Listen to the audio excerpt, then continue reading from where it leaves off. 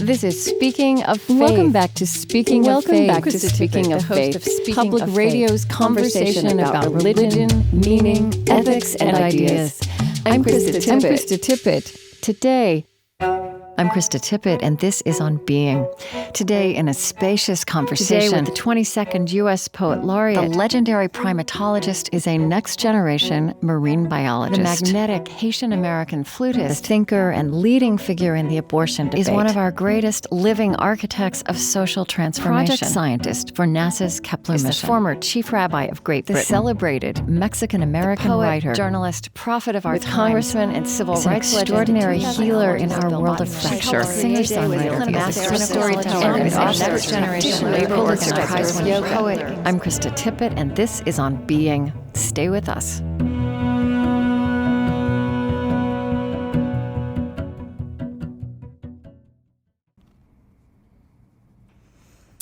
Welcome.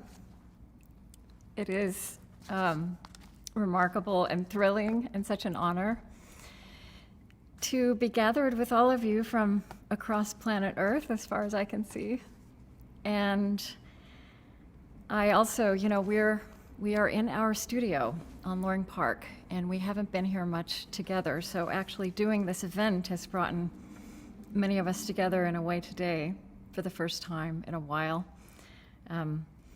Chris and Matt are here in front of me, and many of our colleagues are downstairs. And I think about, and you maybe heard me refer to the beautiful, far-flung on-being universe, and what a thing it is to have you here to help us mark this crossing. I've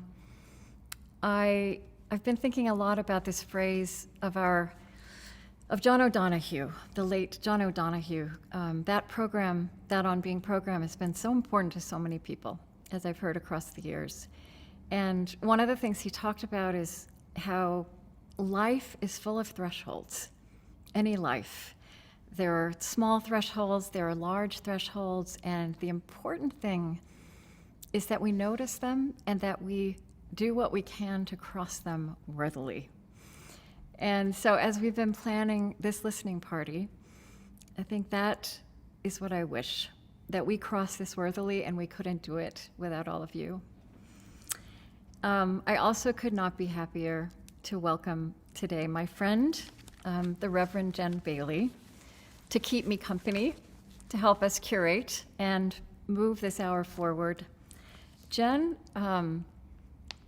was an On Being Fellow. I very vividly remember her taking a nap on that sofa over there because she was exhausted with the incredible work she does in the world. She's also a teacher to me. She is a friend of a different generation, and this friendship means so much to me. And she's been on the show a couple of times, as you may have heard. Jen is one of the many people. She's someone who I look at.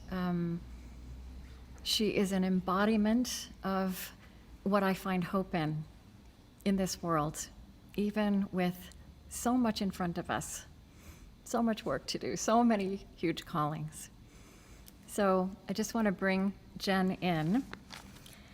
And, Jen and I have actually been in a conversation for years and years. And that's also the spirit in which we're going to be together here.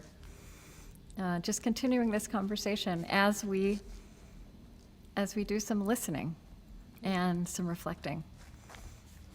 And I don't know, I don't see Jen. Is she? Yeah? Okay. Oh, I'm here. Hi, Okay, Krista. okay. There you are. I don't trust technology. Oh, it is so wonderful to be with you. And I'm just honored to be here to help host the celebration, in part because On Being has played such a pivotal role in so many milestones in my own life, so many thresholds in my own life, from taking care of me and letting me sleep on a couch when I was exhausted, to mourning the death of loved ones, to bringing my beautiful baby Max into the world.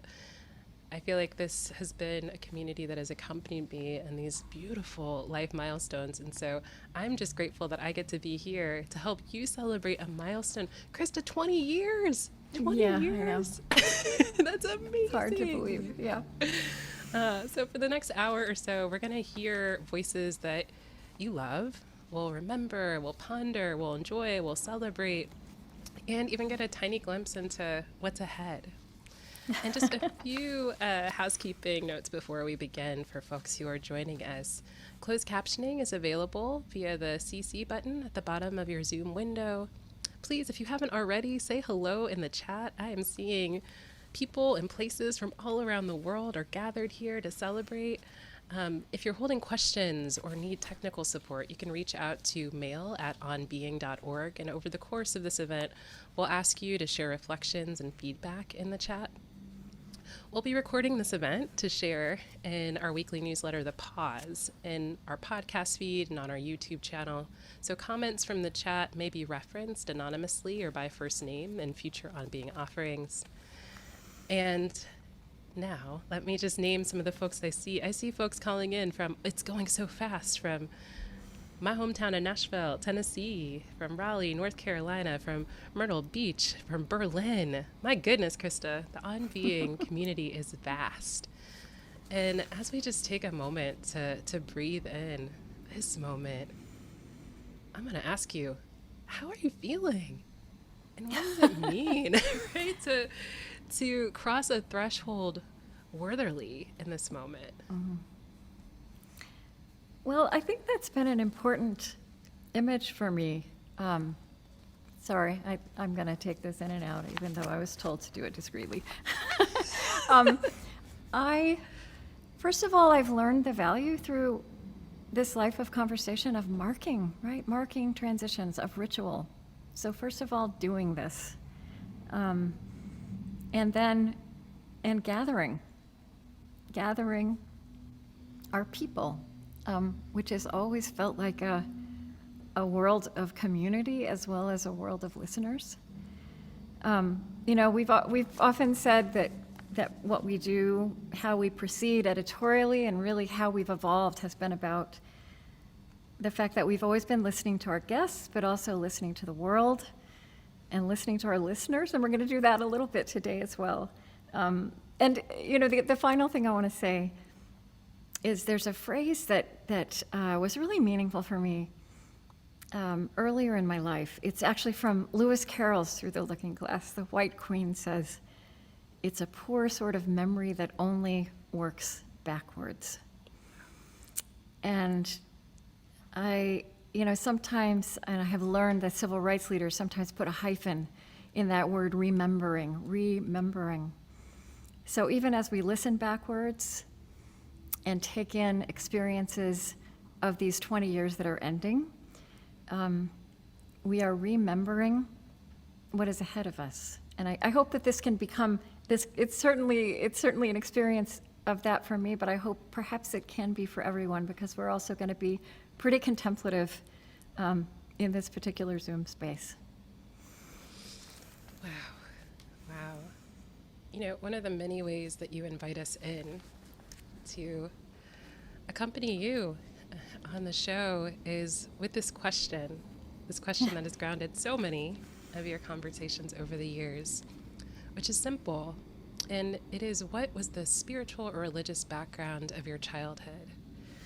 We're going to actually ponder that question collectively together in a moment, but first I just want to offer a few moments of inspiration for everyone. Let's watch.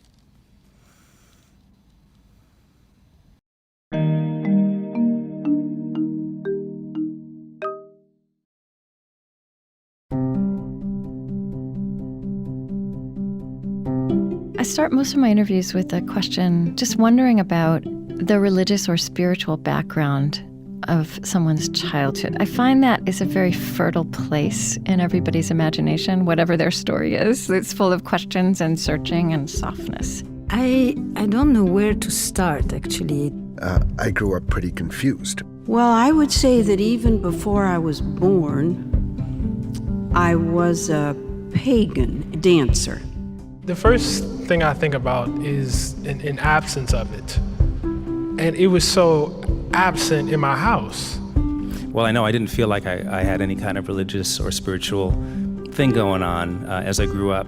And I think I was looking for something when the banjo turned up. What really drew me to Judaism was that, like many trans kids, I had an intense sense of God as a real, living, constant presence.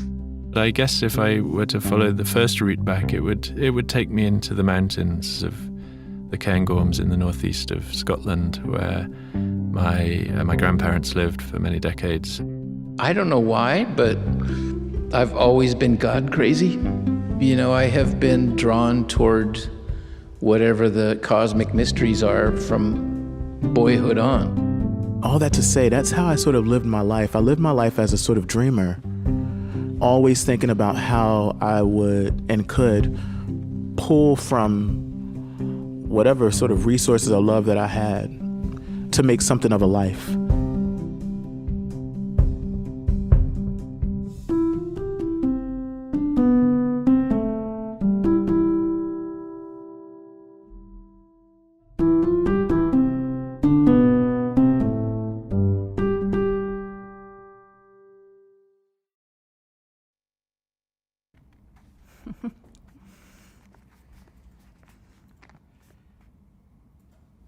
Wow. Krista, can I ask you, why this question of all the questions in the world? And I know you to be a deep question asker. Why this question as your starting point? Well, I want to say, first of all, I saw somebody asking if, they said they wanted to know who those voices were, and we'll let you know. And I also saw someone ask a while ago about the beautiful quotations from my colleagues at the beginning, and I'm sure we can find a way to share those as well.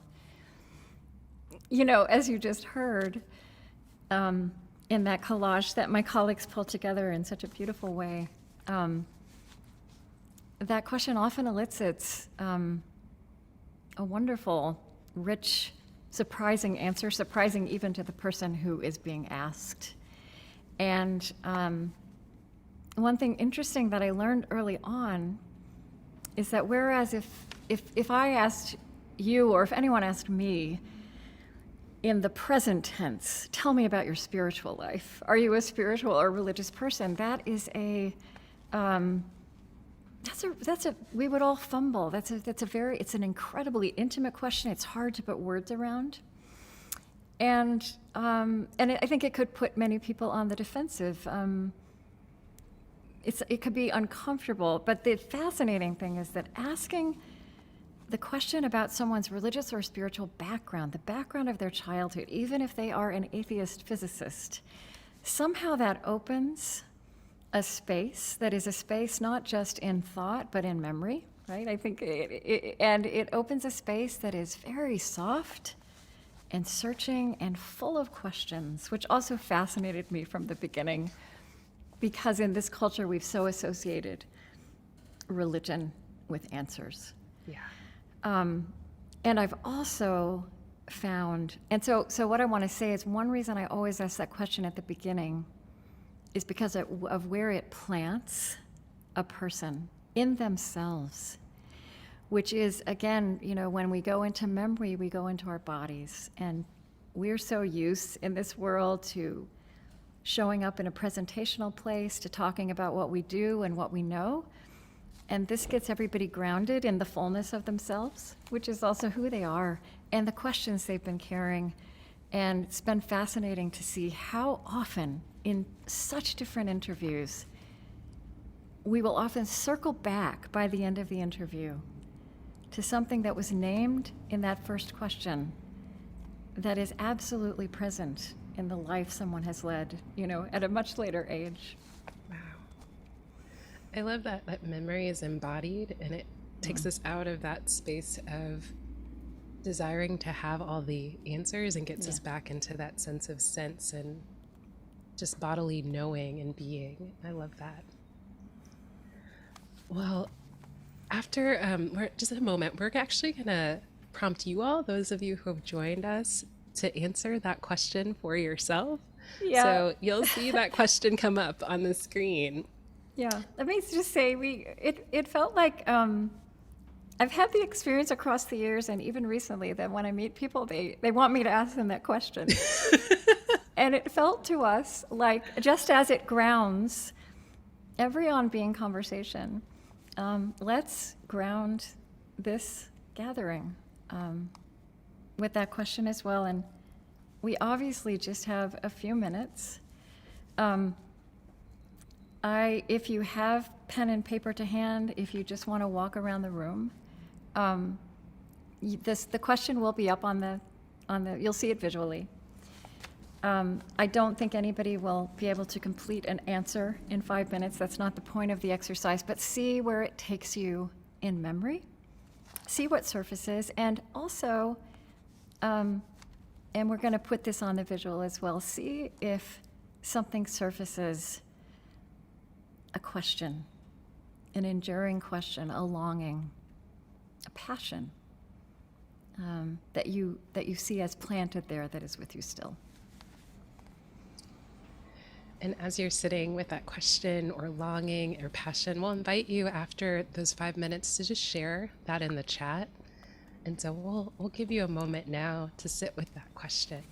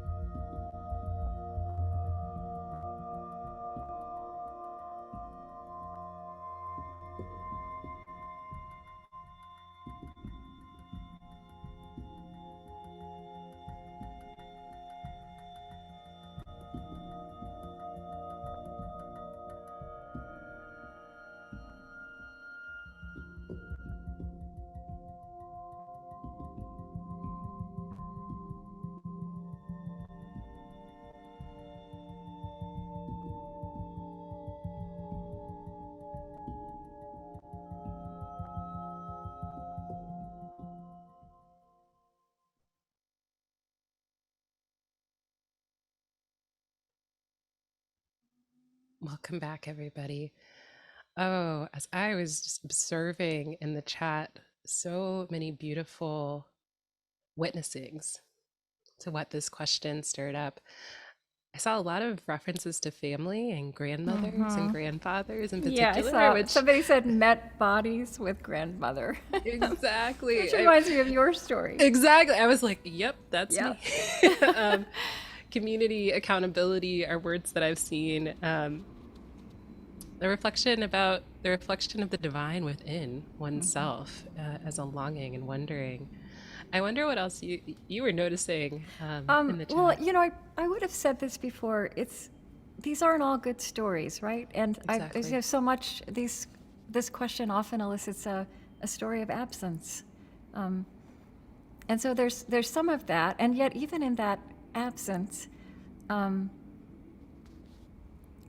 there's something mobilizing, right? There's something animating, because it still becomes this place. It's a place in us, right? Spiritual life.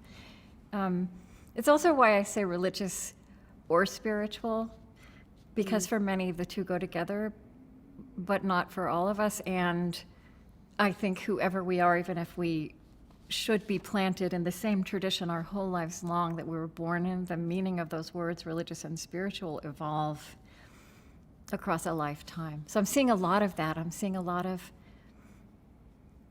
evolution within traditions, and also, finding things later. I think being propelled by what was missing in one's early life. So thank you, everybody, for doing that with us. I hope that was enjoyable. Somebody brought forth that Rilke poem, God speaks to each of us as he makes us, which is so important to me. It ends, nearby is the country they call life. You will know it by its seriousness. Take my hand.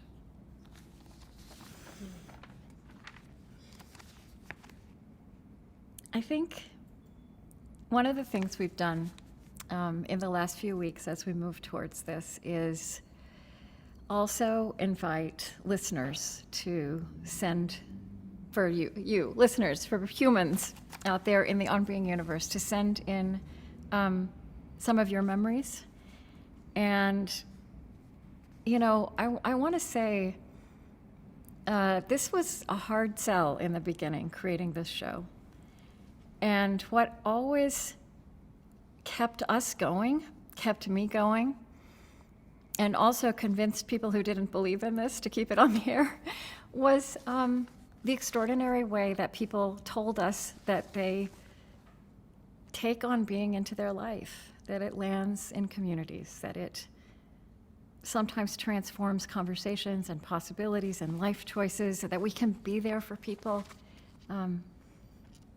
through life thresholds, beautiful and sorrowful.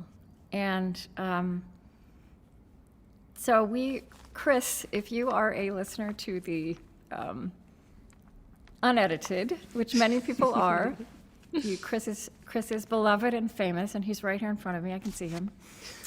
And he has pulled together a kind of an audio collage of some of the things that people said to us, some of what has come from this community that's gathered here, about what it means to be a listener. And I just can't express not just how much it means, but how absolutely important and sustaining it has been. And we are going to listen in a little while to voices from the show, but we're going to start with a few minutes from you.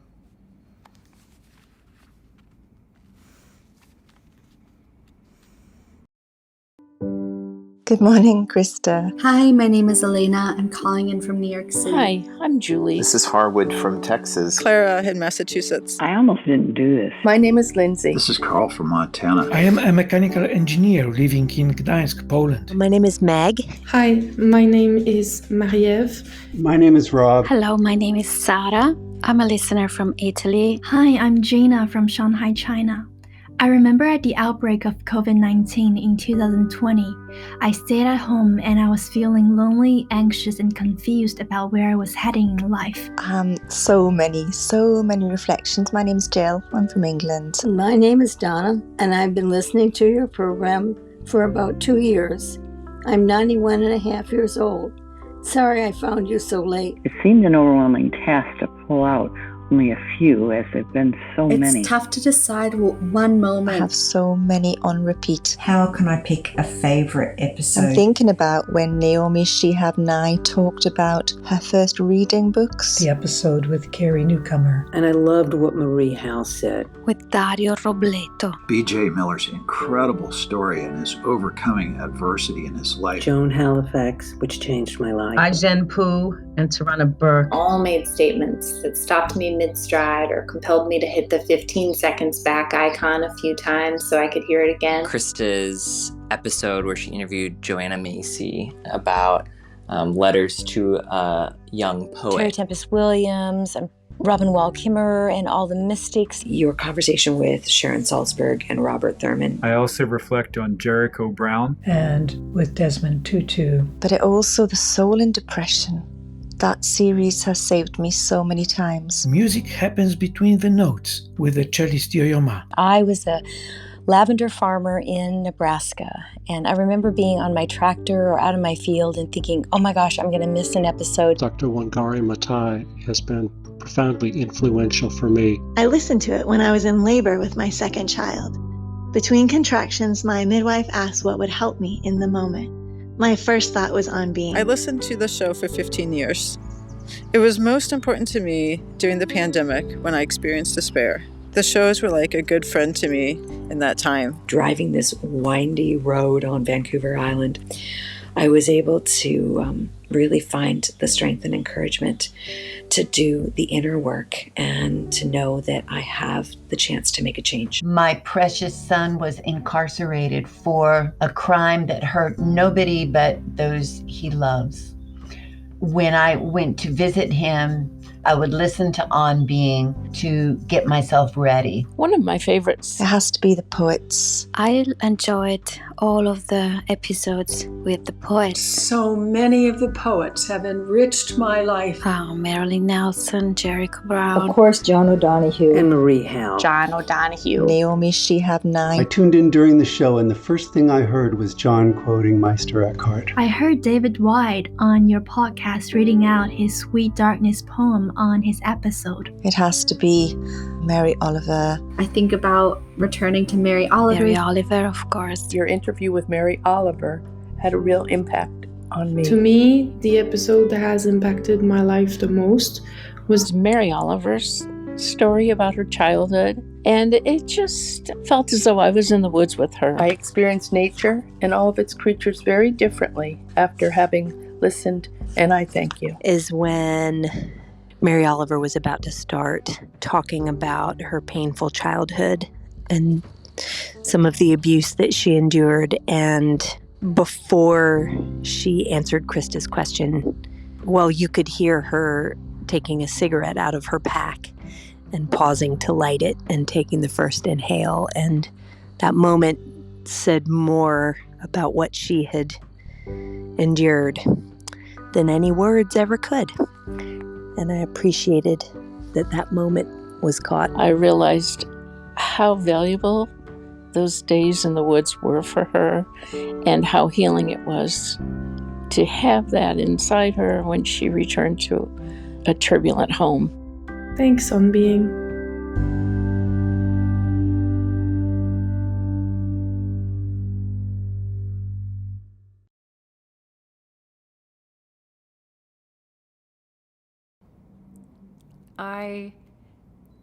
I'm watching Jen, are you watching the chat?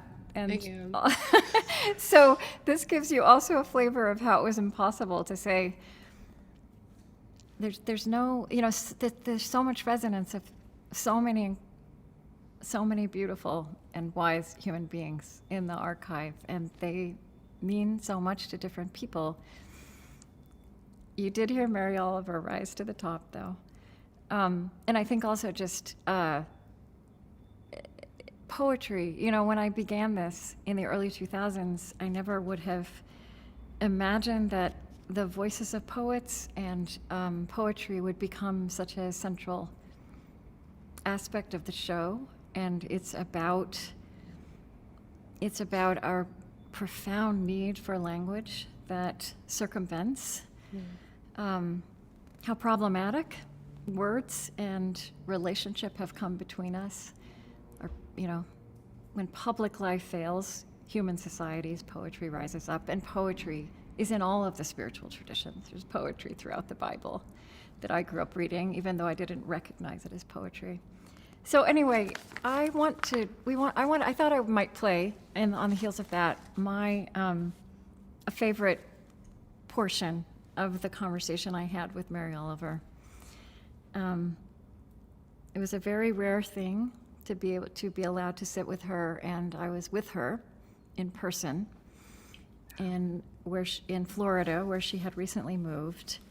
And yeah, we're gonna listen to that together. So Wild Geese is in Dreamwork. And I've heard people talk about that, Wild Geese, as a poem that has saved lives. And I wonder if when you write something like that, I mean, when you wrote that poem, or when you published this book, would you have known that that was the poem that would speak so deeply to people? This is the magic of it. That poem was written as an exercise in end-stopped lines. As an exercise in what? End-stopped lines, period at the end of the line. I was working with a poet. I had her in a class. So it was an exercise in technique. Yes. Yes. And not every line is that way. I was trying to show the variation. But my mind was completely on that. At the same time, I will say that I heard the Wild Geese. I mean, I just started out to do this for this friend and show her the effect of the line end is you've said something definite. It's very different from enjambment. And I love all that difference. And that's what I was doing. To your point that the mysteries and that combination of the discipline and the convivial listening. Yeah, I was trying to do a certain kind of construction. Nevertheless, once I started writing the poem, it was the poem, and I knew the construction well enough that I didn't have to think about, do I need an end sound line here, or is this where I should? It just worked itself out the way I wanted for the exercise. Would you read that one? Sure. That's a kind of a secret, but but it's the truth. Wild Geese. I actually thought it was, oh no, there it is, 14, you're right. Wild Geese. You do not have to be good. You do not have to walk on your knees for 100 miles through the desert repenting. You only have to let the soft animal of your body love what it loves. Tell me about despair, yours, and I will tell you mine. Meanwhile, the world goes on. Meanwhile, the sun and the clear pebbles of the rain are moving across the landscapes, over the prairies and the deep trees, the mountains and the rivers. Meanwhile, the wild geese, high in the clean blue air, are heading home again. The world offers itself to your imagination, calls to you like the wild geese, harsh and exciting, over and over announcing your place in the family of things.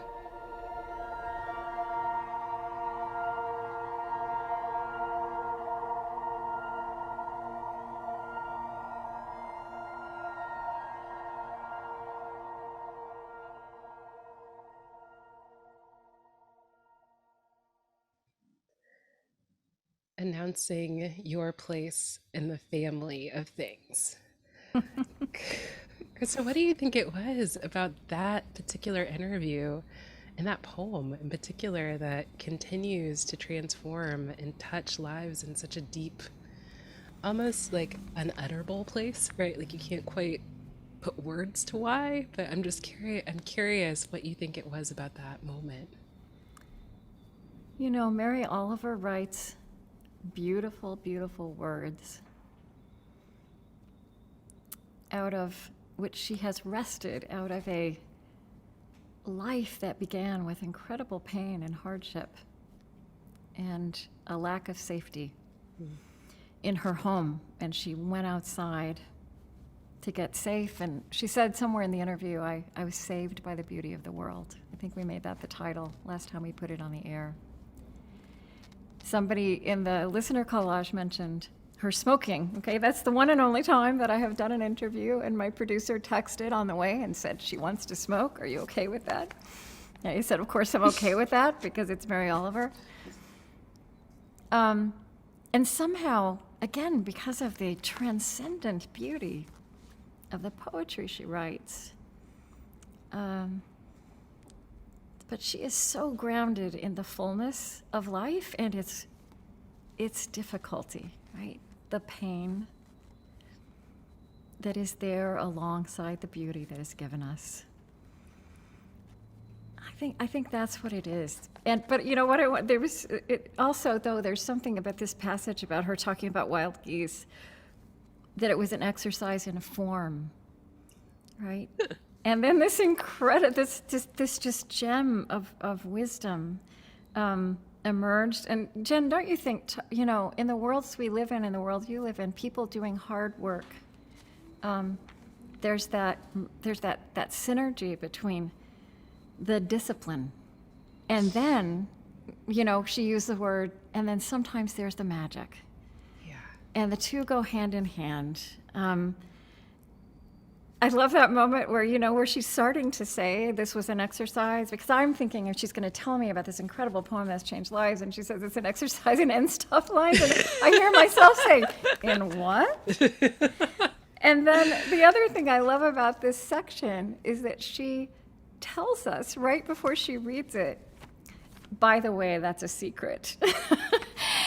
And as she has now said it to the millions of people who would eventually listen, one thing I love about radio, and by the way, podcasting to me is just, an evolution of radio, is there's a kind of time travel mystery that happens, right? So I was sitting with her in her living room, and she was speaking so intimately to me, and she even surprised herself, and she told a secret without even meaning to.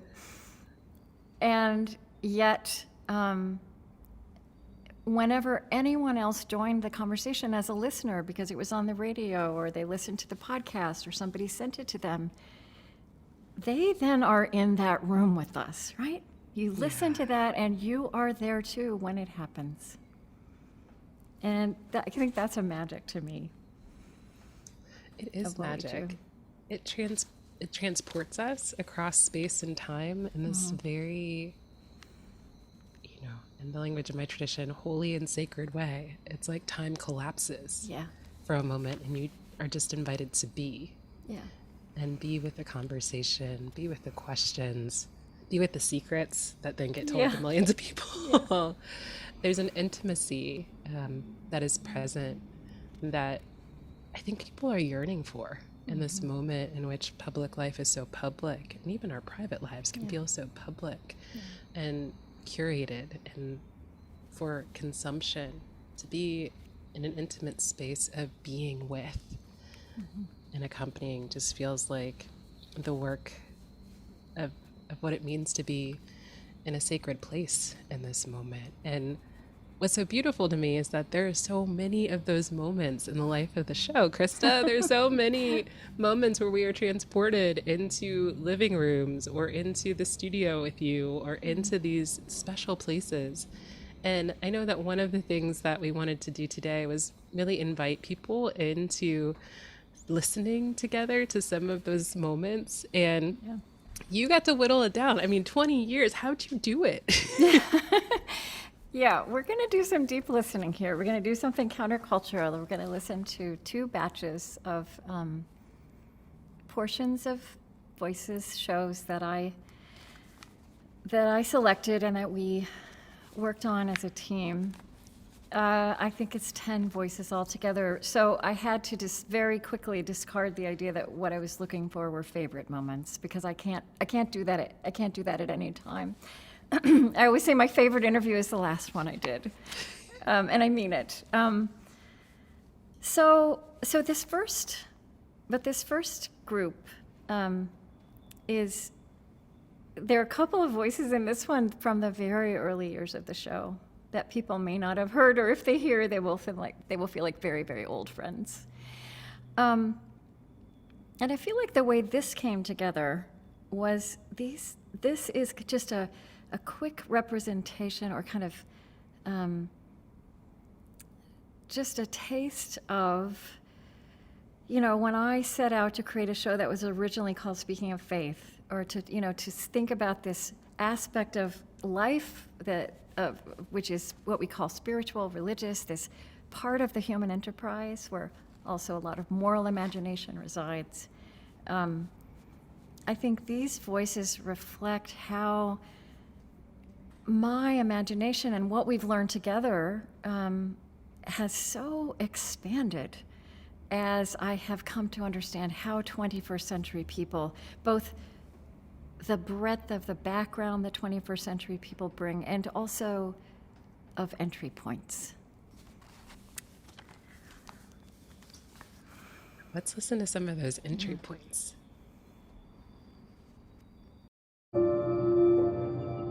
There's no question about the reality of evil, of injustice, of suffering. But, at the center of this existence is a heart beating with love.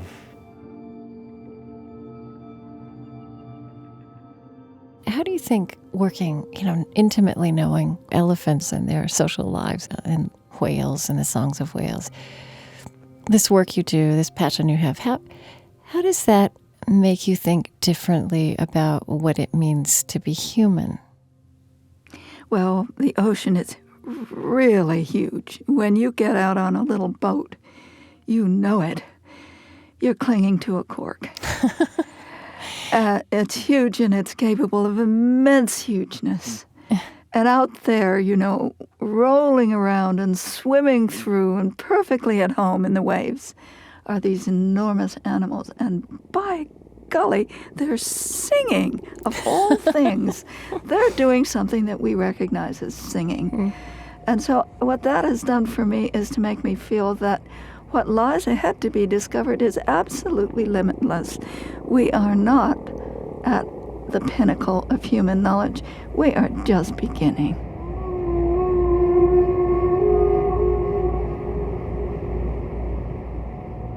I was once working with a group of Jewish junior high school kids. This must have been 25, 30 years ago. And I asked them if they believed in God. And I was hoping, as a good teacher, that some would say yes and some would say no, and it would be a neat discussion. But no one said he or she did. And I was devastated. I mean, they didn't even say. Yeah, I don't believe in God. Like, no, it's not raining out. I remember being devastated. I remember thinking, so it's come to this, 3,000 years of piety and struggle and agony for a bunch of obnoxious little suburban kids who don't believe in God. And I wanted to, sort of wring their necks.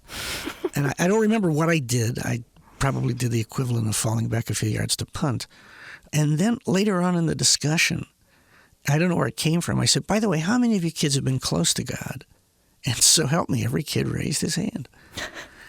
And that was a very eye-opening experience for me. And I realized that Jews will say, I've been close to God, but I'm not sure I believe in God. Oh, well, yeah, I was close last Shabbos when Mother lit the candles, or, when somebody I loved died, I was aware that the texture of religious time was different and that I was more intimate with the source of holiness in the universe. You wrote, one reason we find talking about God so difficult is we're part of what we are trying to understand. What makes that harder to talk about? It pushes the edge of language. No, but you're absolutely right. Mm-hmm. I mean, one of the reasons that speaking of faith is such a slippery and a moving target is because we're trying to talk about the stuff of which we are. We're trying to take consciousness and turn it back on itself.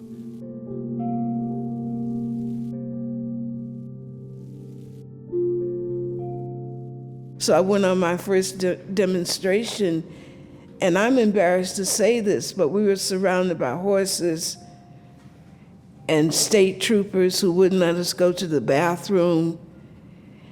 And I kept looking up at the sky, waiting for the Exodus story to happen immediately. And it didn't happen. Well, so I expected God to appear, some chariot to open up in the sky, because I couldn't imagine that we were so right and God would be so wrong. I lost religion that day, and I slowly became a Marxist. I became a materialist. If it wasn't economics, if it wasn't race, then it didn't exist. I had no space in my life for it, and I thought black folks were religious fanatics, you know. Well, so tell us, how did you eventually circle back to the place, or circle to the place, maybe it's not back, where you went to divinity school, where you started to be a public theologian? And what did that mean? How did I think the paradox is that even when we think we left home, we never really go anywhere. So I carried with me the songs, I carried with me the testimonies, I carried with me the whole notion of right relations. That was a cornerstone of how I imagined justice. Even when you didn't feel religious. Right. Yeah. I really never left, but a defining moment for me happened when I was getting my locks washed, and my locker's daughter came in one morning, and she had been hustling all night, and she had sores on her body, and she was just in a state, drugs. So something said to me, ask her, where does it hurt? And I said, Shelley, where does it hurt? And just that simple question unleashed territory in her that she had never shared with her mother. And I realized in that moment, listening to her and talking with her, that I needed a larger way to do this work rather than a Marxist materialist analysis of the human condition.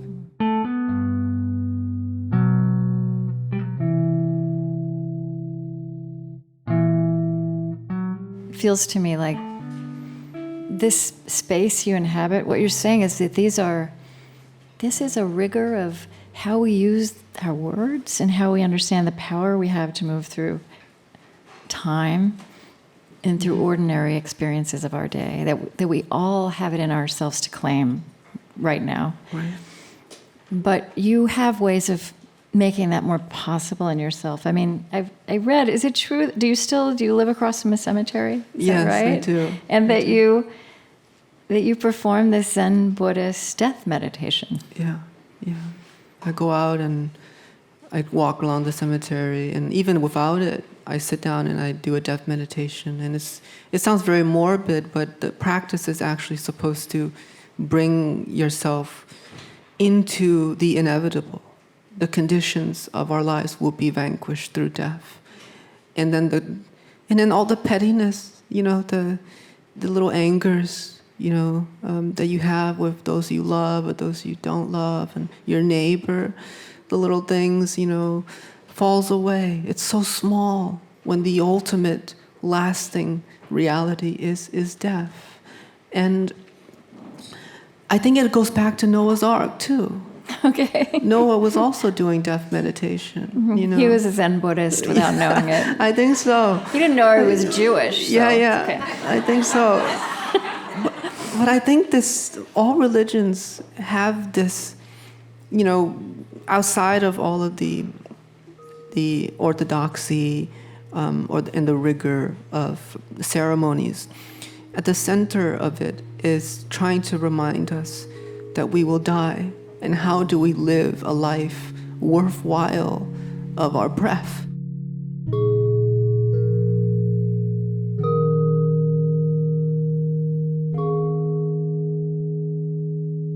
You're always asked to sort of stretch a little bit more. But actually, we're made for that.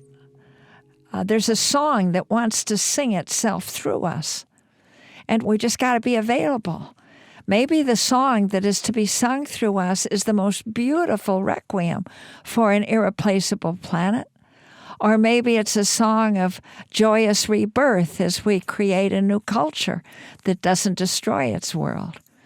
But in any case, there's absolutely no excuse for our making our passionate love for our world dependent on what we think of its degree of health. Whether we think it's going to go on forever. Those are just thoughts anyway. But this moment, you're alive. So you can just dial up the magic of that at any time.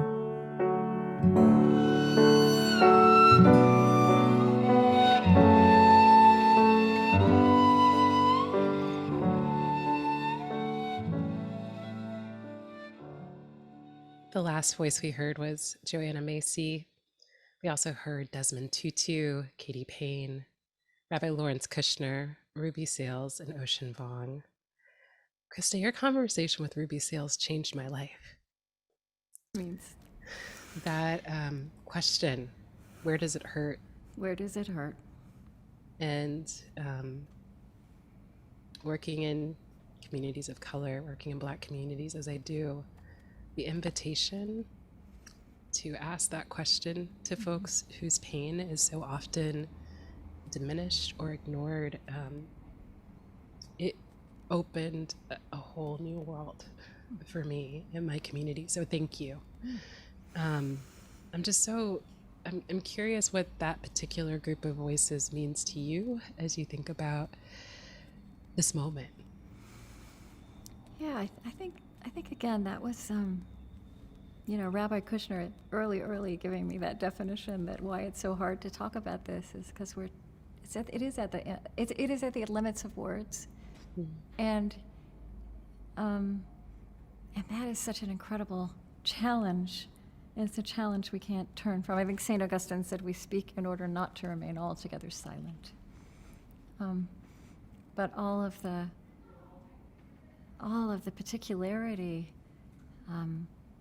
the vocabulary, the practices, and the difference between those. I agree with you. Like if we knew how to ask that question, where does it hurt? It would change everything in our culture. If we knew how to ask it in public and factor it in as important. Joanna, we're going to listen to one more. We're going to do one more listening session from the show, from the 20 years, and this one is different.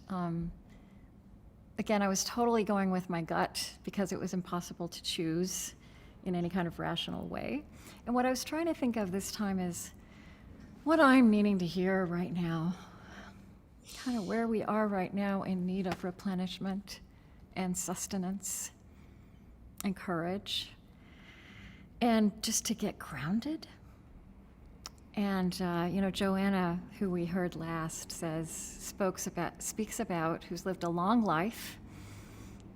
Speaks about how we are at a juncture as a species where we have the possibility of a great unraveling or a great turning. And I think that these voices we're going to hear next help us think about what it would mean to be present to this as a turning. And it starts with a couple of big subjects that are so importantly framing for me, and also things you and I have spoken about. And time. How do we think about time and how we live with time, and also the notion of beauty, the notion of joy as a calling.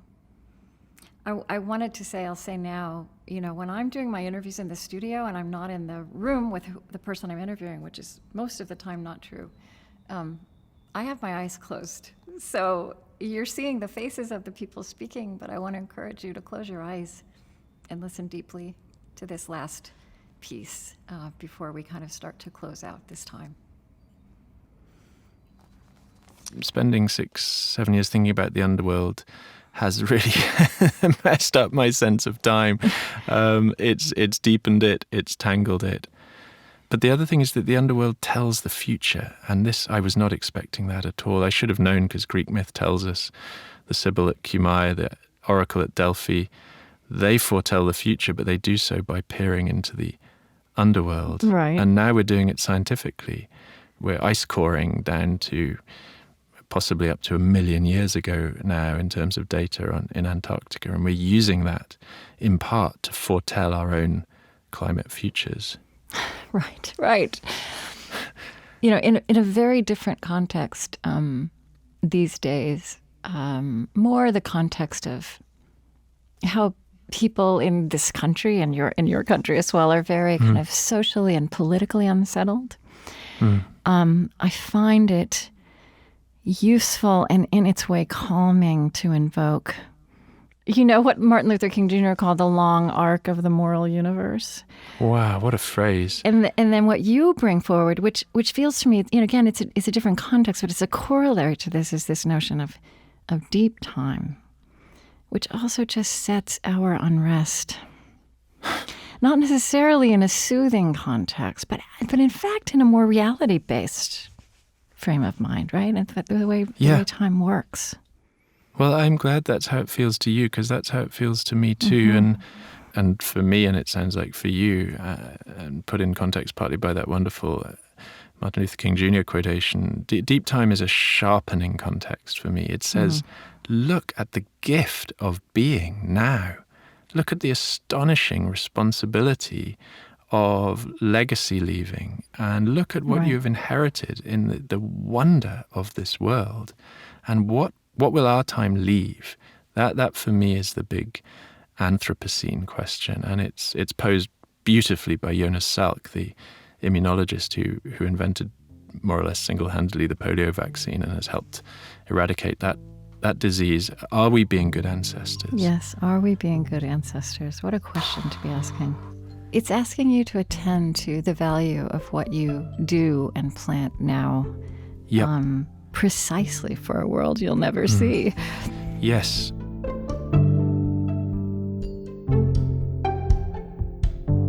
I'm collecting, definitions of beauty. I feel like beauty is, so I'll give you some that I love. In Islam, beauty is a core moral value. Scientists and mathematicians, and you've named a few, talk about, if an equation is not elegant and beautiful, it's probably not true. There's this equation of beauty with truth. The philosopher and poet John O'Donohue said beauty is that in the presence of which we feel more alive.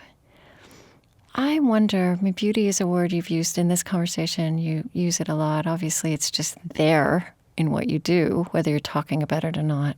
I wonder if you'd talk to me about the meaning of beauty for you, or the power of beauty in the world. Wow. What a simple question. I know. I think I can't say the word beauty without also equating it with the word transcendence. Because it seems like there's so many different things that are beautiful to so many different people. But I think beauty is often an encapsulation of a lot of different things in a certain moment, a frame. Let's say it could be, music, it could be a poem, it could be an event, it could be in nature, and often, possibly most often in nature. But when that encapsulated form is received, there's a moment of reception and cognition of the thing that is some ways startling. Yeah. In the Sistine Chapel, when you see the finger, Adam, just about to die. There's that moment where something is being transferred. There's a transfer of life. Sometimes in people, you can turn fear into joy when you receive something that's living, that goes inside you, because it becomes your own.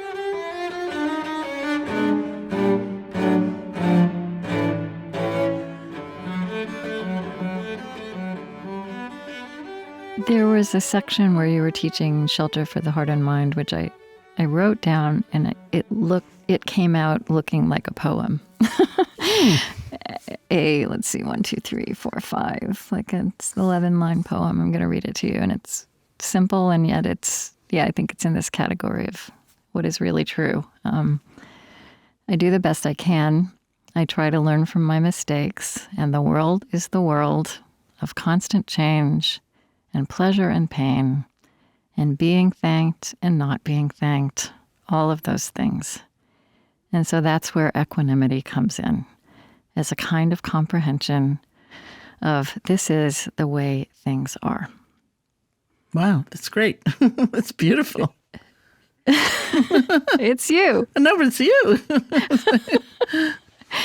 No, it is like literally your words. Wow, that's amazing. But when I wrote them out, I realized that it's like this complete meditation. You want to say any more about that? That feels like in some ways it sums up so much of what we've been talking about. I'll send you this so you can see it as a poem. That's so beautiful. I'm so glad that I said that.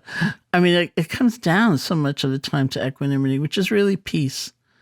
Mm-hmm. And certainly if I heard the word equanimity long ago, I would have thought that's really bizarre. What does that mean? And so many times we think it means indifference, but it really doesn't. It's such a huge capacity of our hearts to see what we're going through, to see what others are going through, and to just have this kind of perspective of there is change in life, and there is light in the darkness, and darkness in the light. And we're not avoiding pain because some things just hurt. That's like fundamental. Yeah. But we're holding it in a way that it's almost like when I said earlier, the awareness is stronger than the visitor. Yeah. It's like the love is stronger than the pain even, and look, the room we create, the environment we create where all of this can come and go, it's built of awareness, it's built of love, and it's built of the sense of community that we're not so alone. And then we can really be with things in a very, very different way.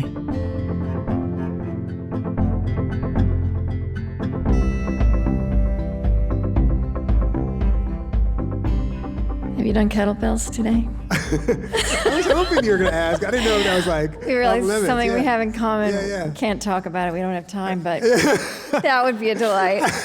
Yeah, totally. I did not do kettlebells Swinging. today, but I will. Yeah, I will probably tomorrow. Okay. Yeah. Oh, good. Would you read just from here on page 49 and just to the end of that? This is from the Book of Delights. Yeah. Among the most beautiful things I've ever heard anyone say came from my student Bethany, talking about her pedagogical aspirations or ethos, how she wanted to be as a teacher, and what she wanted her classrooms to be. She said, "What if we joined our wildernesses together?" Sit with that for a minute. That the body, the life, might carry a wilderness, an unexplored territory, and that yours and mine might somewhere, somehow meet, might even join. And what if the wilderness, perhaps the densest wild in there, thickets, bogs, swamps, uncrossable ravines and rivers, have I made the metaphor clear, is our sorrow? Or, to use Smith's term, the intolerable. It astonishes me sometimes, no, often, how every person I get to know, everyone, regardless of everything, by which I mean everything, lives with some profound personal sorrow. Brother addicted, mother murdered, dad died in surgery, rejected by their family, cancer came back, evicted, fetus not okay. Everyone, regardless, always, of everything, not to mention the existential sorrow we all might be afflicted with, which is that we and what we love will soon be annihilated, which sounds more dramatic than it might. Let me just say dead. Is this sorrow, of which our impending being no more might be the foundation, the great wilderness? Is sorrow the true wild? And if it is, and if we join them, your wild to mine, what's that? For joining, too, is a kind of annihilation. What if we joined our sorrows, I'm saying? What if that is joy? Ross Gay, thank you. Thank you.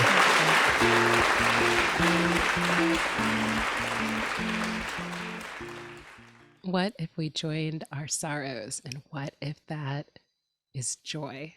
We just basked in the wisdom of Robert McFarlane, Yo-Yo Ma, Sharon Salzberg, and Ross Gay. Wow. Wow. Yeah. It's also been amazing for me to be watching in the chat. I just want to thank everybody. And I will read these all slowly later. I want to say one thing, just one thing, because we do need to draw to a close, but that matter of finding joy and not treating joy as optional, but understanding that joy is life-giving, it is resilience-making, it is our human birthright, and it must accompany if we are to really walk into this world ahead of us and the vast challenges and the magnificent callings. We have to claim joy. We have to be whole, and we have to stay whole. That is coming through in every person I've interviewed in these last months. I'm going to hold that as a blessing and as a call to action, and as the beginning of a benediction. Krista, one of the things that I saw in the chat from Kelly was that On Being has been a portal into the future we need to live into now, which naturally raises the question about what is the future, Krista? What's ahead? Yeah, no, I've been also I looked at somebody who said how sad it is right now to listen on Sunday mornings, and they wish they'd found On Being earlier, and I am so here to say this is not ending, but we are evolving with the world. And it's been incredible to be on public radio for 20 years, but we are still going to be there every Sunday morning. If you know how to find us, we have an incredible 20-year archive. Everything you just heard, wisdom ages well. So there is a lot of content that is very alive, in some cases more alive now than it was when those words were spoken. But we have been standing before the question, as these pandemic years have unfolded, as we are all changed and our world is changed, of how we can most deeply be of service in this world. And part of the answer is to keep creating these shows that we know how to do, but not be doing that all the time. So we will be working seasonally.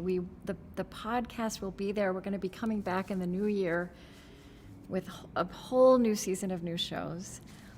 But we're also creating a lab for the art of living to also meet a request that's come to us across these years to create other ways to be present, to create usable tools and resources. We also are going to be doing more convening and gathering and being present out in the world and learning there as well. I am to tell you that at the end of this, there will be a way for you to subscribe to The Pause, which is our weekly email newsletter, and it too will be evolving. And The Pause has evolved several times. On Being has been constantly evolving, by the way, for 20 years, including from Speaking of Faith. And every evolution has been gorgeous, and this one will be gorgeous too. And what we're entering right now is the summer of the pause, and I really just love that title. The summer of the pause. And that's going to be a place to actually where again, as a Saturday morning ritual, we're going to send out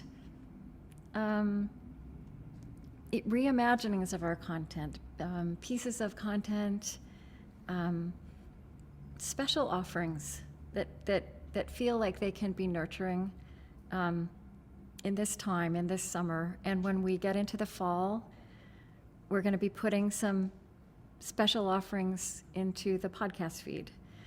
So the 2 action items are, please sign up for the pause, which will keep you on top of everything. And if you're not already subscribing to the podcast somewhere on Spotify and Apple, there are many places, please do, so that you'll be notified when things start to drop there again.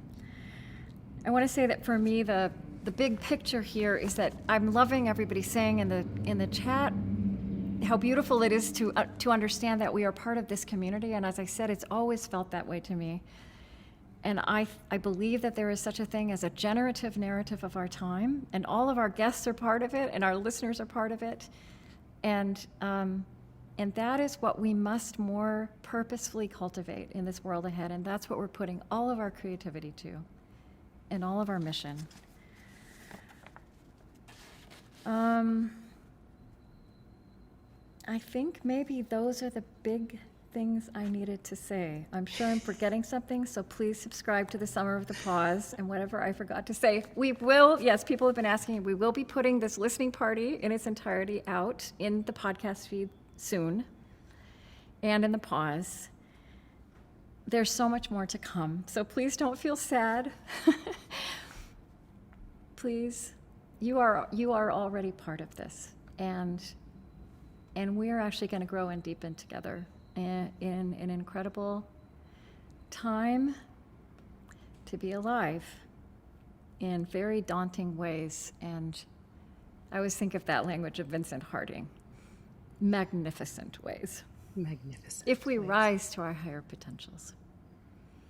Gorgeous. Jen, thank you for being here.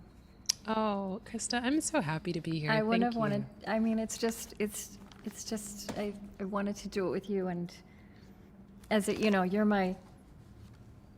I walk alongside you, I walk alongside the future. And I also just want to thank my incredible colleagues, my incredibly talented colleagues who are also incredible human beings, and what a labor of love this has been. Everybody has been involved. And yeah, I think the only thing, it's just been a massive work of creativity. I think the only thing left is for us to end this experience the way we end the show, which is that you normally hear their voices, and today you're also going to see their faces. And I want to say it this way. I'm Krista Tippett, and this is On Being. Chris Hegel. Loren Drummerhausen. Erin Colasacco. Eddie Gonzalez. Lillian Vogt. Lucas Johnson. Suzette Burley. Zach Rose. Colleen Scheck. Julie Seipel. Gretchen Honnold. Jale Akavan. Rodrigo Tuma. Gautam Shrikishan. Ashley Herr. Matt Martinez. Amy Chatelaine. Cameron Musar. Romy Neme. And Kayla Edwards.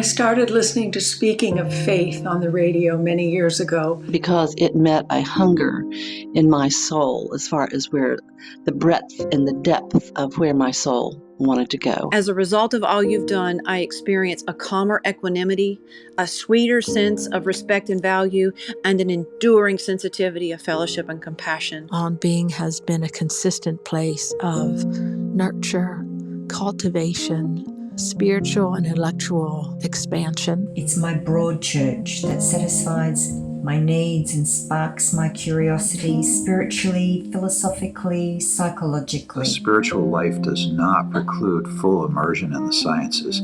What great news that is for me. And what drew me to this program was the ability for you and your guests to articulate what I felt in my heart and soul, but could not put into words myself about the human condition. We want to say thank you for keeping real conversations going. The need for these is so big. So thank you so much. It completely shaped my adolescence, honestly my life. To be able to listen to her and hear her life story, I have listened to that episode countless times, and it always teaches me something new and helps me and heals me. Particularly in thinking about the essential elements of my faith and what are matters of culture that are merely confused or conflated with matters of faith. I realized that I could really take this time to listen to myself and figure out my true values, which I did. And in fact, I'm thinking about having it tattooed on my arm. They said, hope plus grace plus work equal miracles. And that phrase, that idea, that vision, those actions, that's what's keeping me going right now. I think at that point in my life, I hadn't left a lot of room for empathy and forgiveness for people who I saw as opposing to me in direct conflict of my values. But hearing someone who lived the story Ruby Sales had and her ability to tap into humanity, empathy, and forgiveness really changed my worldview. And it gave me a compassionate, intelligent, empathetic view of what was going on. Thanks for being there for all of us. And so I thank you so much for all that you've given to me in my life. They've all come at times and shown me how we all connected, that we're all important. And in order for us to continue to grow, to continue to evolve, continue to love and learn, we will forever need each other. That's what I've learned, and I thank you so much for all of that. I'm very, very grateful for the riches that On Being has brought into my life. Thank you, Krista. To be continued, I hope.